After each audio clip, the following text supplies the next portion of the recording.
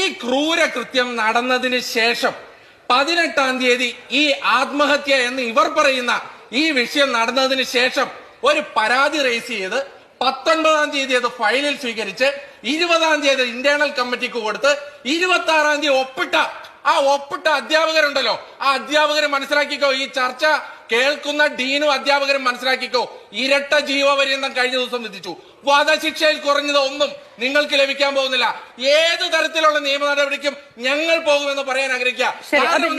നിങ്ങൾ ഒരു കാര്യം ആലോചിക്കുക, 15 അല്ല, ഞാൻ വൈകാരികമാകും മാധു.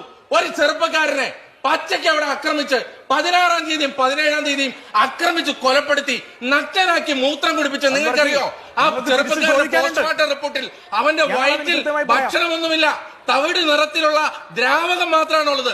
3 ദിവസമായി പട്ടിണിക്കിട്ട് കൊലപാതകം ചെയ്ത് ആക്രമിച്ചിട്ട് ആ കോളേജിലെ ഡീനും അധ്യാപകരും തിരിഞ്ഞു നോക്കിയിട്ടില്ല എന്ന് പറഞ്ഞാൽ പിന്നെ അവരെയൊക്കെ നമ്മൾ എന്ത് പറയണം? വൈകാരികമാകും. ശരി, ഓക്കെ.